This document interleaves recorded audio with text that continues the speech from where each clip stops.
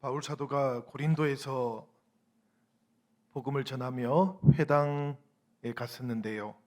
회당에 있던 유대인들이 바울과 그 일행을 비방하면서 쫓아내었습니다. 그래서 사도 바울이 나는 이제 이방인에게 가리라 그렇게 회당에서 나왔는데 디도 유스도라고 하는 사람이 그 회당 옆에 사는 사람이었지요. 그렇게 바울을 받아들이면서 이 고린도의 교회가 생겼습니다. 그리고 회당장이었던 그리스보와 온 집안도 주님을 영접하게 되었는데요. 그 밤에 주님께서 사도 바울과 그 일행에게 나타나시고는 말씀하시기를 두려워하지 말고 침묵하지 말고 말하라고. 왜냐하면 이 성에 하나님의 백성이 아직도 많이 있다고 그렇게 말씀해 주셨습니다. 바로 그 주님의 환상을 통해서 격려를 받았던 바울이 이 고린도에서 1년 6개월 가까이를 머물러 있게 됩니다. 그런데 그 사이에 이 고린도에 중요한 변화가 생겼어요. 뭔가 하면 바로 이 아가야 지방의 총독이 교체가 된 겁니다. 이 총독이 새로 부임하게 되었는데 그 총독이 누군가 하면은 바로 갈리오라는 사람이었어요. 12절에 보니까 갈리오가 아가야 총독 되었을 때 유대인들이 일제히 일어나서 바울을 대적하여 법정으로 데리고 갔다 이렇게 되어 있지 않습니까? 이 갈리오가 누군지 우리가 조금 알아야 됩니다, 여러분. 이 갈리오는 본명이 마르쿠스 안네우스 노바투스. 이름이 길어요, 그죠? 예, 이 사람이 형이 굉장히 유명한 사람입니다. 이 사람의 형이 누군가 하면 그 당시 로마의 최고의 철학자였던 세네카라는 사람인데요. 이 세네카가 나중에 네로 황제의 스승이 됩니다. 그러니까 굉장히 유명한 사람이고요. 이 세네카와 그리고 갈리오 이 두 사람이 이제 로마에서 자라게 됩니다. 그런데 본래는 스페인 출신이거든요. 이 노바투스 가문은 스페인 출신이에요.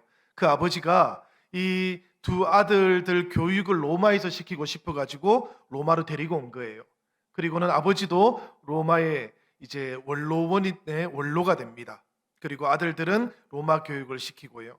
조금 자라갈 때쯤 해가지고는 이 아버지가 더 좋은 집안에서 교육을 시키면 좋겠다 해가지고 그 당시 로마 귀족 가운데 루키우스 집안이 있었어요.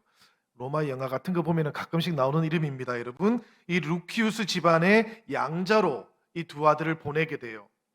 그래가지고 이 오늘 성경에 나오는 갈리오가 갈리오 집안의 이제 이름을 가지게 되는 것이지요. 본가도 굉장히 유명한 귀족 집안이고 또 양자로 들어간 집은 더 유명한 그리고 근세에 있는 로마 집안 사람이다 보니까 갈리오가 성장했을 무렵에는 이제 아주 유력한 정치인이 되었어요. 그리고 나중에 오늘 성경의 말씀에 보는 것처럼 아가야 지방의 총독으로도 오게 되었습니다. 그 당시에 아가야 지방의 수도가 어딘가 하면 고린도였거든요. 그래서 이 갈리오가 고린도에서 이제 총독으로 있게 되었던 것이지요. 바로 그때 사도 바울도 고린도에서 대략 한 8개월에서 9개월 정도 복음을 전하면서 머물러 있었던 것으로 우리는 확인을 합니다. 복음을 전하는데 영향력이 대단하고 또 사람들이 자꾸만 모여들면서 그 8개월, 9개월 가까이 고린도에 있던 유대인들은 사실은 마음이 굉장히 불편했어요. 그런데 딱히 어떻게 하기가 좀 어려웠던 것 같습니다. 그러다가 기회를 엿보고 있는데 총독이 지금 새로 부임해 온 거죠. 총독이 보통 새로 부임해 오면 민심을 얻기 위해서 처음에는 민원을 좀 많이 들어주지 않습니까?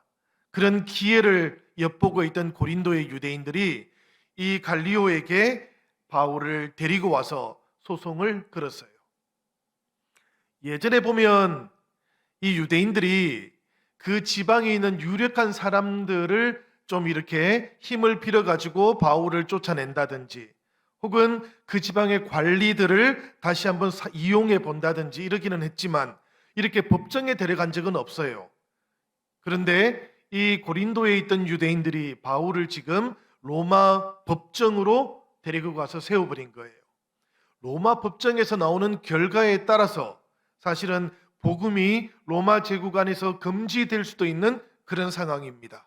이 갈리오가 어떤 판결을 내리는가에 따라서 이제 로마 제국 전역에서 복음을 전하는 일이 금지될 수도 있는 그런 상황이에요.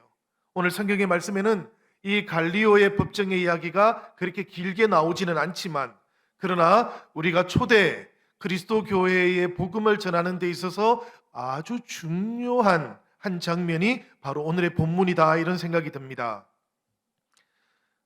고소 내용이 13절에 나오지요. 그 13절 말씀에 어떤 말씀인가 하면 이렇게 되어 있습니다. 말하되 이 사람이 율법을 어기면서 하나님을 경외하라고 사람들을 권한다 하거늘, 이렇게 되어 있어요. 율법을 어기면서 바울이 하나님을 경외하라고 사람들을 권한다 라고 되어 있는데, 그런데 여러분, 여기서 율법이라고 번역한 부분은 정확한 번역은 아닙니다. 원문을 보면 여기에 노모스라고 되어 있는데요, 이건 원래는 그냥 법이라는 단어입니다. 그러니까 유대인들에게는 법이라고 하면 당연히 하나님께서 주시는 율법이에요. 그런데 이 법을 지금 적용해야 될 법정이 갈리오의 법정 아닙니까? 그죠? 로마 법정에 세우는 것이지요. 그러니까 지금 여기에서 이 사람이 법을 어겨서라고 할 때 이 법은 로마 법을 말하는 거예요. 그래서 새 번역에서는 이 부분을 이렇게 번역을 합니다. 이 사람은 법을 어기면서 하나님을 공경하라고 사람들을 선동하고 있습니다 하고 말하였다라고 새 번역을 이렇게 정정해서 번역해 놓고 있어요. 이 고린도의 유대인들, 이 사람들은 바울의 복음 전도를 로마법과 관련해서 사회 정치적인 문제로 지금 만들어 버리려고 했던 겁니다. 그렇게 고발을 했다라는 이야기예요. 사실 율법을 어겼다라고 하면 이 로마 총독인 갈리오가 당연히 그 소송을, 그 고발을 받아들이지 않을 것이 뻔했습니다. 그 당시에 유대법과 로마법은 엄연하게 구분이 되어 있었거든요. 그런데 로마 법정이었던 이 갈리오 총독의 법정에 바울을 고발하는 것이니까 율법 조항이라고 하면 갈리오가 당연히 받아들이지 않을 것이다 라고 이 고린도의 유대인들은 생각했던 겁니다. 그래서 바울을 고발하면서 로마 법을 인용을 했던 것이지요. 그런데 가만히 살펴보니까 지금 갈리오의 눈에는 이 고린도의 유대인들이 고발하는 내용이 로마법하고는 상관이 없는 것이지요. 사실 말씀드린 것처럼 지금 바울의 입장에서는 절체절명의 순간입니다. 지금 자칫 잘못해서 갈리오가 이 고린도의 유대인들의 고소를 받아들이기만 한다면, 새로 막 부임해 왔으니까 그 고린도에 있는 유대인들의 민심을 얻기 위해서 갈리오가 그 유대인들하고 뭔가 이렇게 협력을 하기만 하면 이제부터 바울의 복음 전하는 일은 완전히 막혀버리는 겁니다. 그래서 바울이 급하게 자신을 변호하려고 했던 거예요. 오늘 말씀을 보면 아주 급하게 바울이 입을 열고자 합니다. 우리 14절의 말씀 한번 같이 읽어보도록 하지요. 다 같이 14절 말씀 읽겠습니다.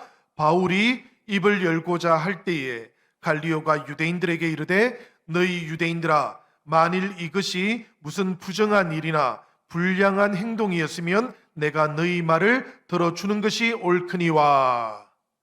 옳거니와 라고 되어 있다는 이야기는 이게 옳지 않다라는 그런 이야기지요. 그죠? 바울이 사회 질서를 어지럽혔거나 혹은 로마 관습법이라도 어긋나는 그런 문제를 일으켜서 로마법에 지금 문제가 된다면 총독인 자신이 재판을 하는 것이 당연하겠지만, 그러나 갈리오가 보기에 지금 바울의 모든 행동은 로마법하고는 무관하다라는 그런 이야기입니다.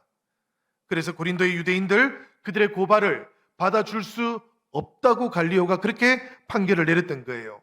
그래서 15절과 16절의 말씀같이 갈리오가 지금 판결을 이렇게 내렸습니다. 만일 문제가 언어와 명칭과 너희 법에 관한 것이면 너희가 스스로 처리하라. 나는 이러한 일에 재판장 되기를 원하지 아니하노라 하고 그들을 법정에서 쫓아내니.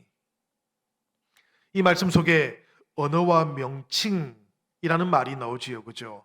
그런데 여러분, 이걸 우리가 조금 잘 이해를 해야 되겠습니다. 여기서 말하는 언어라는 것은 뭘 말하는 것인가 하면 로고스를 말하는 겁니다. 여러분, 우리가 요한복음에 태초에 말씀이 계시니라 이 말씀이 하나님과 함께 계셨으니 할 때 그 말씀이 바로 로고스를 말하는 거예요. 그리고 이 로고스라는 것은 바로 복음을 가리키는 것이기도 하고요, 예수 그리스도를 가리키는 것이기도 합니다. 그러니까 이것을 단순하게 지금 이 번역처럼 언어의 문제라고 이렇게 직역을 해버리면 곤란합니다. 이것은 뜻을 잘 살리지 못하는 번역이에요. 이 로고스라는 것이 바로 예수라고 하는 로고스, 예수께서 정말 메시아냐 하는 주제와 관련되어 있음을 잘 드러내 보여줘야 하는 거예요. 이 고린도의 유대인들이 갈리오의 법정에 와서 이 바울을 고발할 때 바로 이 내용으로 고발을 했던 겁니다.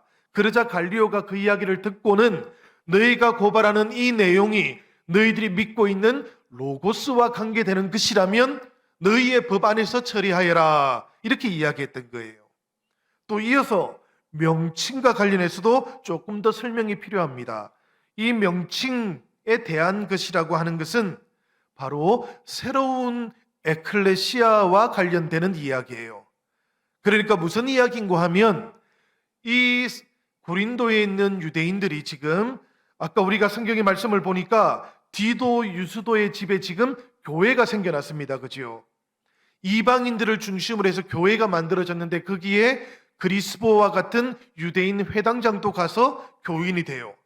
이 사람들이 함께 모인 그 공동체 이름을 뭐라고 불렀는가 하면 에클레시아라고 그렇게 불렀어요.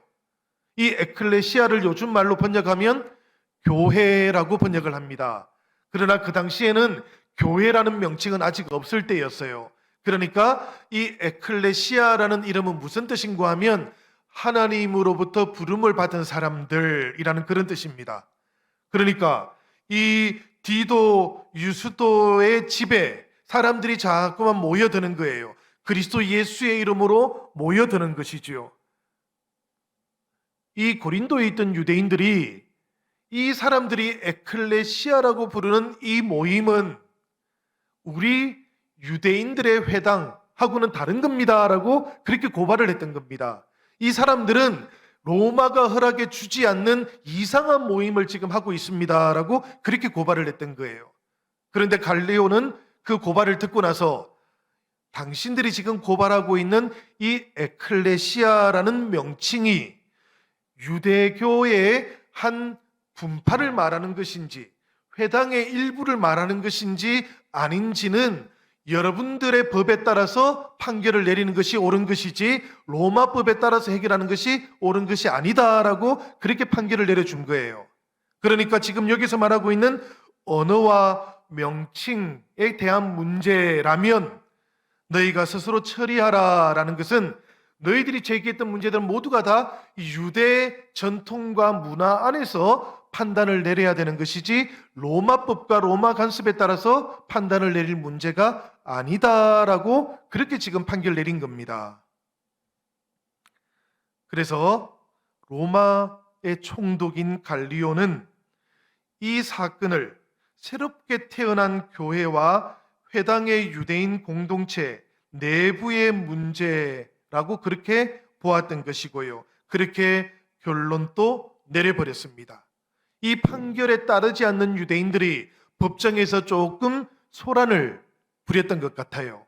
그러니까 오늘 말씀해 보니까 그들을 법정에서 쫓아내어 버렸다지 않습니까? 갈리오는 그 법정에서 소란을 떨고 있던 유대인들을 쫓아내고는 법정을 닫아버렸던 거예요. 여러분, 결과적으로 이 갈리오의 판결은 어떤 판결인가 하면 메시아 예수를 따르는 신자들이 그들의 예배나 그들의 복음 전도를 통해서 로마법을 어기지 않았다라는 판결인 겁니다. 그 당시에 철학자 세네카의 형제였던 갈리오, 이 사람이 그 당시에 굉장히 유력한 법률가이기도 했는데요. 이 갈리오가 그리스도 교회에 대해서 이렇게 판결을 내려버리니까 이건 로마 제국 안에서는 대단히 중요한 의미를 가지게 되었습니다. 이것이 일종의 판례가 되었던 거예요. 로마법은 지금도 현대법의 기원이거든요. 그런데 로마법 가운데에는 보면 사례가 없거나 법률에 기재되어 있지 않은 것은 관습법을 따르게 되어 있습니다. 근데 그 관습법에서 가장 중요한 것은 판례예요. 어느 지역에서 어떤 유력한 사람이 이렇게 판단을 내렸더라라는 것이 법률의 또 판단의 기준이 되는데, 이 갈리오라는 총독이 이 고린도에서 지금 그리스도 교회에 대해서 최초로 로마법에 따라서 지금 판단을 한번 내린 것이지요. 그러니까 앞으로 이 판결은 로마 제국 안에서 계속해서 참고가 되는 그런 이제 법률이 된 겁니다. 판례가 된 거예요. 우리가 이 말씀을 보면서 한 가지 말씀을 떠올려야만 돼요. 왜 누가가 이 사도행전을 기록하면서 바울의 수많은 전도의 이야기를 쭉 다루다가 갑자기 갈리오의 이야기를 하나 여기에 탁 갖다 놨을까를 우리가 알아야 됩니다. 그것은 이 말씀하고 관계가 있어요. 사도행전 18장 10절의 말씀인데요. 오늘 우리가 읽었던 본문의 조금 두 절 앞에 있는 말씀입니다. 거기에 보면 이런 말씀이 나오거든요. 내가 너와 함께 있음에 어떤 사람도 너를 대적하여 해롭게 할 자가 없을 것이니 이는 이 성중에 내 백성이 많음이라. 이 말씀은 이런 것이지요. 바울이 고린도에서 복음을 전하는 동안에는 하나님께서 바울을 지켜주겠다, 보호해 주시겠다, 그 어떤 대적이 바울을 해롭게 하지 않게 하겠다 그랬는데, 여러분, 바울이 지금 복음을 전하는 이 7, 8개월 가까이, 그리고 갈리오가 새롭게 부임하고 지금 법정에 서게 되는 그 순간까지도 하나님께서 결국에는 이 바울을 지켜주시는 것이지요. 지켜줄 뿐만 아니라 이제 로마 제국의 법에 따라서 그리스도교가 온전하게 로마 제국 안에서 전해질 수 있는 길도 만들어 주신 겁니다. 누가가 볼 때는 이게 엄청난 사건이었던 거예요. 그래서 누가의 이야기 혹은 실라의 이야기, 디모데의 이야기, 이런 복음을 전하는 복음 전도자의 이야기만 쭉 다루던 이 사도행전이 갑자기 갈리오의 이야기를 여기에 쭉 갖다 놓은 겁니다. 여기에는 바로 사도행전 18장 10절에 나오는 하나님의 약속이 바울을 통해서 온전하게 이루어졌다고 누가가, 또 이 복음 전하는 복음 전도자들이 그렇게 체험을 했기 때문에 그런 거예요. 이것이 그만큼 중요한 사건, 임마누엘의 하나님, 그 하나님께서 복음을 전하는 이들, 그 모든 길 위에서 그들을 지켜주셨다라고 고백하고 있는 것이지요. 유대인들이 법정에서 쫓겨났습니다. 그지요? 그랬는데 법정 앞에서 갑자기 예상치 못한 일이 한 가지 발생을 하게 됩니다. 그게 무슨 일인가 하면 회당장이었던 소스테네가 그곳에 모여있던 사람들에게 집단 폭행을 당하는 거예요. 우리 17절 말씀인데요. 한번 볼까요? 다 같이 한번 보겠습니다. 같이 읽겠습니다. 모든 사람이 회당장 소스테네를 잡아 법정 앞에서 때리되 갈리오가 이 일을 상관하지 아니하니라. 회당장입니다. 그죠? 회당장은 유대 공동체 안에서는 아주 존경을 받는 사람이에요. 그런데 지금 회당장 소스테네가 모든 사람들에 의해서 폭행을 당했다. 이게 평범한 일은 아닙니다. 그지요? 모든 사람은 아마도 그 법정의 소송 현장에 있던 유대인들을 가리킬 겁니다. 이 유대인들이 회당장을 지금 때렸다. 이게 대단히 생각하기 어려운 일인데요. 회당장 소스테네를 이 갈리오 법정 앞에서 때렸다라고 하니까 이것은 분명히 그 법정에서 있었던 일하고 관계가 있는 것 같습니다. 그러니까 고소에 실패하고 관련이 있는 것이지요. 그래야만 이해가 돼요. 이게 아마도 바울을 고소했던 모든 과정을 기획했던 사람이, 그리고 주도했던 사람이 이 소스테네였던 것 같습니다. 그리고 이제 이 갈리오 총독에 의해서 그 자신들이 걸었던 소송이 완전히 실패하고 또 그 주변에 있던 헬라 사람들에 의해서 조롱거리가 되는 것을 보고는 이 유대 사람들이 갑자기 자신들이 바울에게 쏟았던 화를 소스테네에게 다 쏟아버렸던 것이지요. 그래서 자신들의 분노를 이 소스테네에게 퍼부어 버렸던 겁니다. 사실 소스테네의 계략, 이게 유대인들의 문제인데 로마법을 따라서 한번 어떻게 해보려고 했던 이 소스테네의 계략은 완전히 물거품이 되었습니다. 심지어는 유대인들의 집단적인 폭행을 자신이 경험하는 것으로 끝나버리고 말았어요.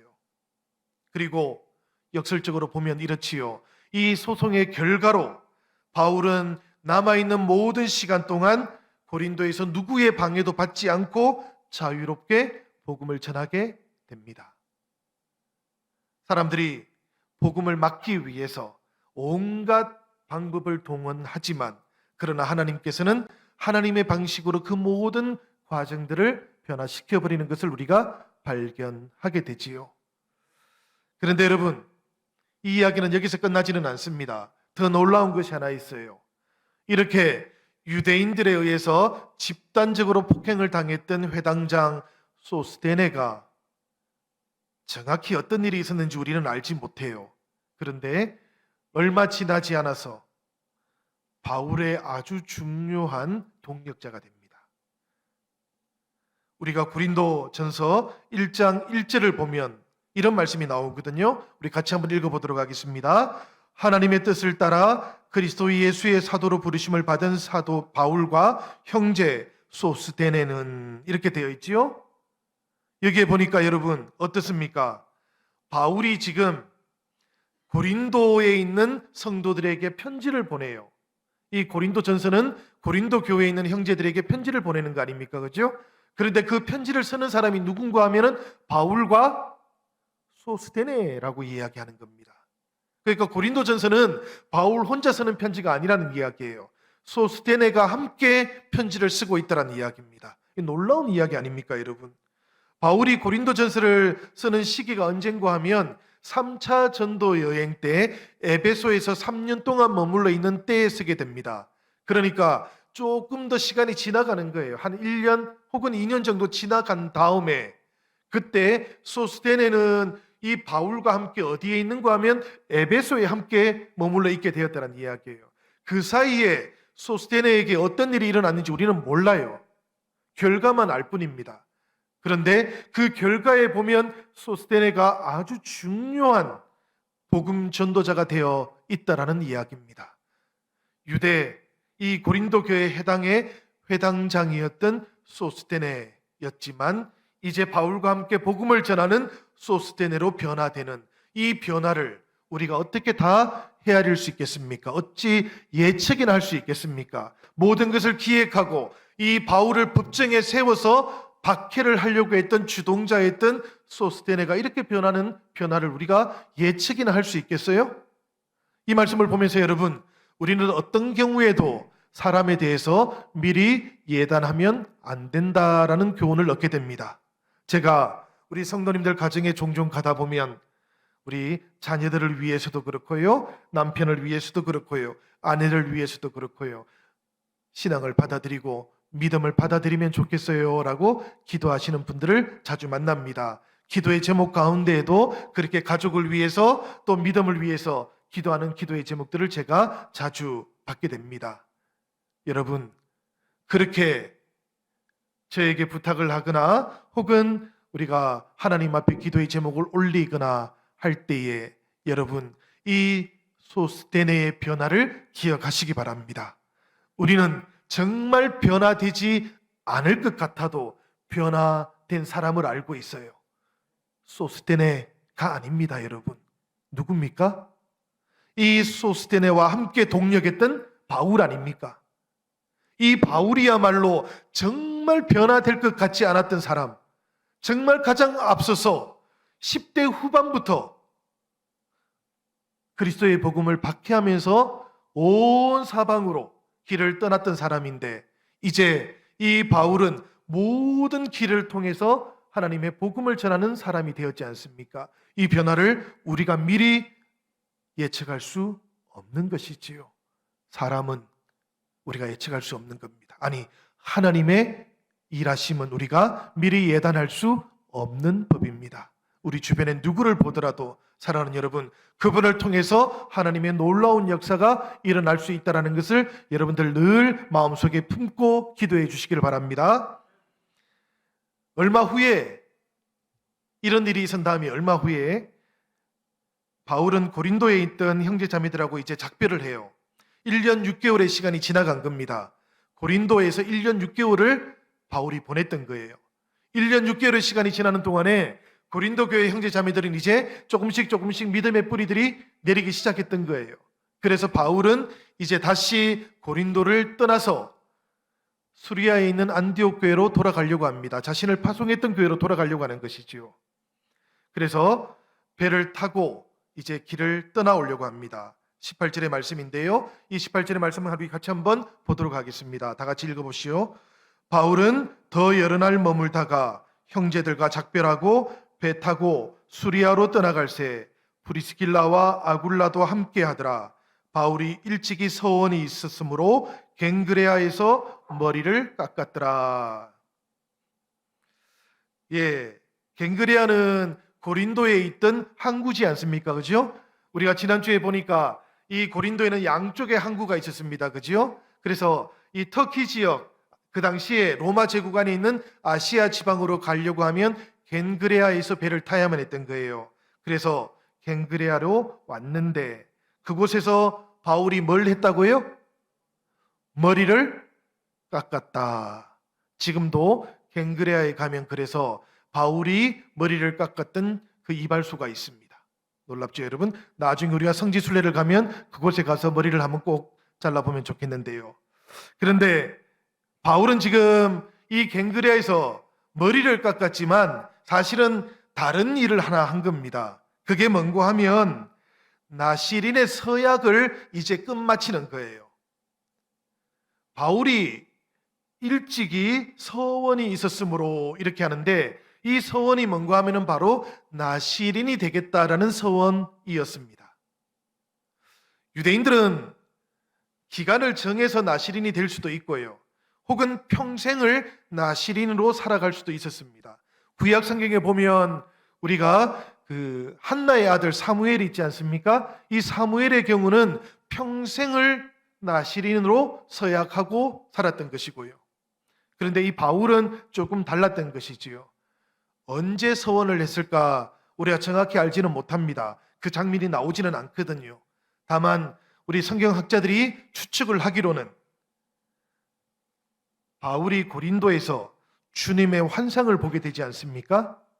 그런 다음에 주님께서 이 고린도에 나의 백성이 많이 있으니 두려워하지 말고 말하라고, 선포하라고 그렇게 말씀해 주신 그때에 바울이 주님에게 서원을 했던 것이다, 이렇게 추정을 합니다. 두려워하지 않고 주님께서 이루실 일을 기대하면서 그렇게 서원을 했던 것이다, 이렇게 추정을 해요. 그리고 시간이 지나갔던 것이지요. 대략 한 1년 정도의 시간이 흘러갔던 겁니다. 그리고 겐그레아에 오게 되었어요. 머리가 1년 정도 길면 얼마나 자랄까요, 여러분? 꽤 길겠지요? 장발이었던 바울이 이 갱그레아 항구에서 이제 예루살렘으로 가기 직전에 머리를 그렇게 잘랐던 겁니다. 그리고 난 다음에 바울은 이제 예루살렘 형제 자매들을 만나려고 해요. 바울이 나시린의 서약을 하고 또 여기서는 그 서약을 마치는 행동을 했던 것을 우리가 곰곰이 생각을 해봐야 됩니다. 왜 그런가 하면 그동안 이방 지역에서 계속해서 유대인들하고 갈등이 있었거든요. 그런데 이제 예루살렘으로 가면 만나게 될 사람들도 다시 유대인들이지 않습니까? 바울 입장에서는 유대인 형제 자매들하고 다시 화해해야 하는 겁니다. 복음을 저 예루살렘에서도 전해야 되는 것이지요. 그러기 위해서 바울이 유대 형제 자매들에게 무엇을 보여주면 가장 좋을까 생각했을 거예요. 그 중에 하나가 바로 나시린 서약을 하고 끝마치는 겁니다. 이것은 뭔가 하면 유대인들의 전통을 내가 결코 무시하지 않는다라는 것을 보여주는 그런 행동이었던 거예요. 유대인들에게 가장 중요한 상징적인 행동 가운데 하나가 바로 나시린이 되는 겁니다. 그러면 그 나시린의 기간 동안에는 포도주를 먹지 못해요. 그 나시린이 되는 기간 동안에는 머리카락을 자르지 못합니다. 그 나시린이 되는 동안에는 시체라든지 부정한 것을 만지지 못해요. 전적으로 자신의 생명을 하나님께 드린다라는 그런 의식이었던 거예요. 유대 전통에 따른 그 의식을 바울이 행했다라는 거예요. 그리고 그것을 끝마치면서 예루살렘으로 지금 가고 있다라는 겁니다.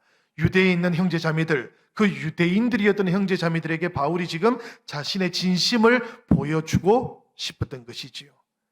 그렇게 이 나시린 서약을 마친 다음에 바울은 이제 배를 타고 그리고 떠나게 되는데요. 그때 누가 함께 길을 나섰다고 합니까, 여러분? 브리스길라와 아굴라 부부입니다. 이 브리스길라와 아굴라 부부가 함께 길을 떠났는데요. 사실 여러분들 한번 이 브리스길라와 아굴라를 생각해 보시기를 바랍니다. 이 브리스길라와 아굴라가 처음에 로마에서 고린도로 떠나올 때 고린도에 떠나온 이유가 뭡니까? 로마 황제의 추방령 때문에 떠나온 것이지요. 그런 다음에 고린도에서 사는 동안에는 하루하루 그냥 살았습니다. 꿈이 없어요. 비전이 없어요. 그러다가 바울을 만났습니다. 그죠? 바울을 만나고 나니까 이 브리스길라와 아굴라 부부는 비전의 사람이 되었어요. 꿈의 사람이 되었어요. 복음과 함께 인생을 사는 사람이 되었습니다. 그러자 그들에게는 더 이상 고린도가 의미가 없어요. 복음을 전할 수 있는 곳이 의미가 있는 것이지요.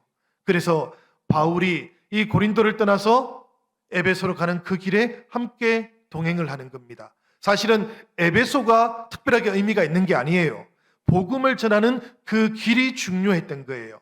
완전히 이 브리스길라와 아굴라의 삶의 목표, 인생의 목표가 달라져 버린 것이지요. 그래서 바울과 함께 이 브리스길라와 아굴라가 길을 나서게 되었습니다. 19절의 말씀 우리 같이 한번 보도록 하겠습니다. 에베소에 와서 그들을 거기 머물게 하고 자기는 회당에 들어가서 유대인들과 변론하니. 여러분, 이 말씀에 보면 이제 바울과 또 브리스길라 아굴라 이 부부가 어디에 도착했는가 하면 에베소에 도착을 했습니다. 그렇지요? 에베소에 도착하니까 바울은 브리스길라와 아굴라 부부를 거기에 두고 또 어디로 갔습니까? 또 회당으로 가요. 바울의 유대인 사랑은 유별납니다. 사실은. 그렇지요? 우리가 그동안 수많은 전도 여행들을 보면 끊임없이 이방인들에게 복음을 전하고 있지만, 그러나 바울의 모든 시작은 회당에서 시작돼요. 자기 민족, 그 유대인들에게 복음이 전해지기 위해서는 자기가 그리스도에게서 끊어질지라도 그것을 감당하겠다고 했던 사람이 바울이었지 않습니까? 그래서 모든 가는 곳에서 회당에 찾아가서 복음을 먼저 전하는 거예요. 에베소에 가서도 그렇게 전했는데요. 그런데 여러분, 이 에베소에서는 어떤 일이 일어납니까? 이제까지 모든 회당에서의 일과는 다른 일이 생겨나 버렸어요. 뭔가 하면 에베소에 있는 유대인들이 바울을 붙잡는 겁니다. 여기에 좀 더 머물러 주세요. 우리에게 복음을 좀 더 설명해 주세요. 가르쳐 주세요. 이렇게 붙잡았던 거예요. 그런데 이번에는 바울이 어떻게 말합니까? 바울이 더 이상 여기에 머물 수가 없다고 그렇게 이야기하지 않습니까? 그래서 바울이 이렇게 이야기를 합니다. 그들을 거기 머물게 하고 자기는 회당에 들어가서 유대인들과 변론한 다음에 21절에 보면 작별하며 이르되 만일 하나님의 뜻이면 너희에게 돌아오리라 이렇게 말했다 그래요. 그리고는 배를 타고 에베소를 떠나게 된다 이렇게 이야기를 하는데요. 그런데 여러분, 하나님의 뜻이면 너희에게로 돌아오겠다라고 말했는데 바울이 그때 너희 속에는 에베소에 있던 유대인들만 포함되어 있는 건 아니에요. 이 너희 속에 누가 또 있습니까? 바로 브리스길라와 아굴라가 포함되어 있어요. 바울은 에베소에 와서 그들을 거기 머물게 하고 그랬는데 이 브리스길라와 아굴라를 거기 머물게 했던 것이 단순하게 무슨 항구에 머물게 하고 혹은 무슨 숙박시설에 머물게 하고 이런 것이 아닙니다. 바울은 비록 지금 선교 보고를 위해서 예루살렘으로 그리고 안디옥으로 돌아가야 되지만 그러나 이 에베소에 있는 형제 자매들 복음에 대해서 문이 열려 있는 그들을 위해서 바울은 브리스길라와 아굴라를 거기에 머물게 했던 거예요. 그리고 브리스길라와 아굴라에게도 작별의 인사를 했던 것이지요. 그러면서 하나님의 뜻이면 내가 너희에게로 돌아올 것이다 라고 그렇게 인사를 했던 겁니다. 그래서 이 브리스길라와 아굴라가 에베소 교회의 최초의 리더들이 됩니다. 브리스길라와 아굴라와 그리고 지금 잠시 복음을 전했을 때 복음을 받아들였던 이분들이 바로 에베소 교회의 출발이 되었던 거예요. 우리는 이 브리스길라와 아굴라와 함께 시작된 에베소 교회가 그 후에 어떤 모습으로 변해가는지를 잘 기억하고 있습니다. 바로 이곳은 가장 중요한 바울의 복음의 전도지의 센터가 되는 거예요. 세계 선교의 거점이 되기도 하는 거예요. 이후에 바울이 3차 전도 여행을 떠나와서는 장장 3년 동안이나 이곳에 머물면서 복음을 전하게 됩니다. 왜 에베소가 이렇게 되었을까요? 에베소가 중요한 도시이기 때문에 그래요. 이 도시가 얼마나 중요한가 하면 그 당시에 로마라든지 그리고 아프리카에 있던 알렉산드리아라든지 그리고 수리아에 있던 안디옥이라든지 그리고 바로 이 에베소 이 네 개의 도시가 그 당시 로마 제국의 가장 중요한 4대 도시였습니다. 로마에서 중요한 도시가 된다는 의미는 이런 거예요. 길이 사방으로 열려져 있다는 이야기예요. 큰 대로가 연결되어 있는 도시라는 이야기예요. 에베소에서부터 길이 시작되어 가지고 모든 곳으로 로마 제국의 모든 곳으로 길이 열려져 있다라는 이야기예요. 그래서 바울이 이 에베소에서 3년 동안 복음을 전하면서 이곳에서부터 마침내 세계 선교의 거점이 시작되었던 것이지요. 이곳에서 유명한 성경을 공부했던 장소가 하나 생겼는데요. 그곳이 뭔지 아십니까, 여러분? 여러분들이 잘 알고 있는 두란노 서원입니다. 처음에 바울이 일주일마다 복음을 그곳에 가서 전했어요. 회당에서 전하다가 이 에베소의 사람들이 계속해서 복음의 문이 열리니까 그때부터 바울이 매일 복음을 전하기 시작했던 겁니다. 매일매일 복음을 전했던 곳이 어딘가 하면 바로 두란노 서원이었던 거예요. 말씀의 역사가 일어났던 곳입니다. 그래서 그곳에서부터 세계 선교가 일어났는데 그 출발이 바로 이 에베소의 유대인들과 그리고 브리스길라와 아굴라였다라는 거예요. 처음에 소망이 없던 사람이었습니다. 그저 하루만 살던 사람이었습니다. 그런데 비전의 사람이 되고 복음을 전하는 복음의 사역자가 되고 나니까 하나님께서 이 브리스길라와 아굴라 부부를 통해서 엄청난 일을 이루어 가셨던 것이지요. 사랑하는 여러분, 꿈을 가지시기를 바랍니다. 우리가 이 신길동에서 이 영등포에서 주님께서 피로 값주고 사신 우리 영신교회를 통해서 하나님과 사람을 이어주는 교회로 세워주셨다면 우리도 마땅히 브리스길라와 아굴라와 같은 비전을 가져야만 할 줄로 믿습니다. 그리고 이 비전을 가지고 우리가 날마다 하나님께서 우리 안에서 어떻게 역사할지를 기대하면서 우리가 주님의 교회를 돌보고 세워가야 될 줄로 믿습니다. 오늘 우리 성경의 말씀 여기까지만 하고 마칠 건데요. 바울은 이 에베소를 떠나서 이제 가이사라라는 곳에 도착하게 됩니다. 이 가이사라가 바로 해변 도시, 그죠? 이스라엘의 해변 도시입니다. 그 빌립보 총독이 있었던 곳이기도 하고요. 유대 총독이 있던 해변 도시이기도 합니다. 이 해변 도시에 도착을 해요. 그런 다음에 보면 22절입니다. 우리가 22절의 말씀만 한번 같이 보도록 하겠습니다. 다 같이 읽어보지요. 가이사랴에 상륙하여 올라가 교회의 안부를 물은 후에 안디옥으로 내려가서라고 이렇게 되어 있습니다. 그죠? 가이사랴에 지금 배가 도착한 겁니다. 그리고 나니까 올라갔다 그래요. 어디로 올라간 겁니까 이게? 이걸 알아야 2차 전도 여행의 끝을 알 수가 있습니다. 성경에서 어딘가로 올라갔다, 어느 도시에서 어디로 올라갔다라고 하면 예루살렘으로 올라간 거예요. 지금 가이사랴의 상륙에서 올라가서 교회의 안부를 물었다라는 이야기는 지금 바울이 예루살렘 교회에 갔다라는 이야기입니다. 그 예루살렘에 올라가서 예루살렘 교회 성도들을 만났다라는 이야기예요. 그리고 안부를 전했다는 이야기입니다. 안부를 전했다는 이야기는 다른 말로 하면 바울이 2차 전도 여행을 통해서 성령께서 모든 곳에서 어떻게 역사하셨는지를 다 보고했다라는 이야기예요. 유대인들뿐만 아니라 저 이방인들에게도 하나님께서 어떻게 역사하셨는지를 이 예루살렘에 있던 형제자매들에게 다 보고를 했다라는 그런 이야기입니다. 그런 보고를 한 다음에 안디옥으로 내려갔다. 사실은 안디옥은 훨씬 더 북쪽에 있잖아요.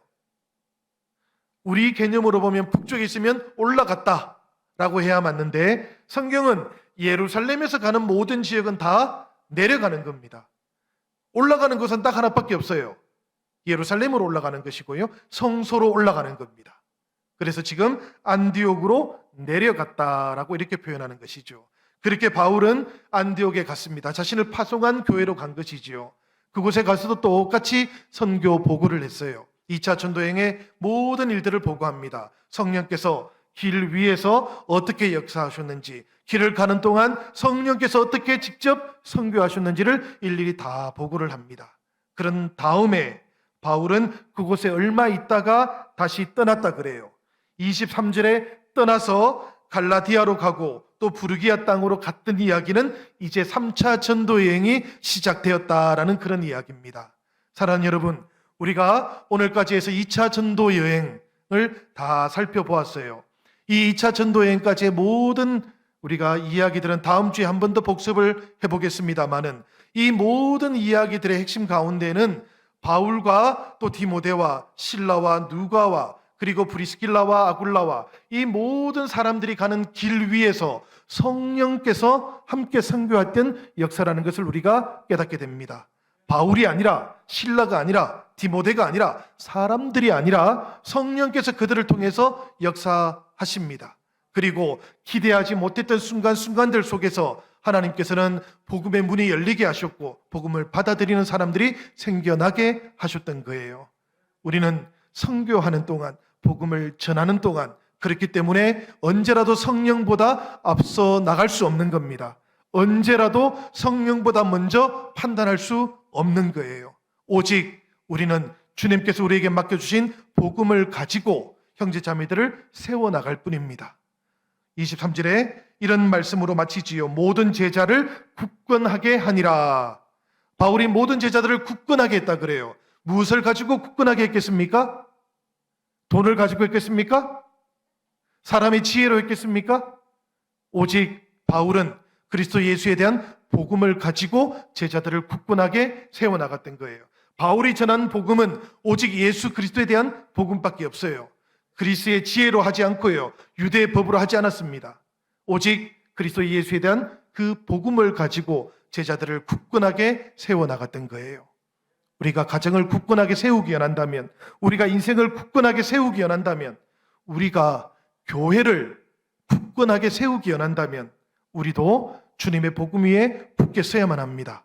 말씀을 우리가 묵상해야 되고요. 말씀을 굳게 붙잡아야 되고 복음을 깊이 우리가 깨달아야만 합니다. 그때 비로소 우리는 복음이 역사하는 교회, 복음을 통해서 말씀으로 우리가 전하는 전도를 비로소 할 수 있게 되는 겁니다. 인정에 끌리고 사람의 지혜와 말솜씨로 전하는 그런 전도는 사랑하는 여러분 성공하지 못합니다. 사람들을 굳건하게 세우지도 못합니다. 오직 복음으로 굳게 세우는 그런 전도자들이 우리들 모두가 되기를 주님의 이름으로 축원합니다. 우리 시간 잠깐 기도하도록 하겠습니다.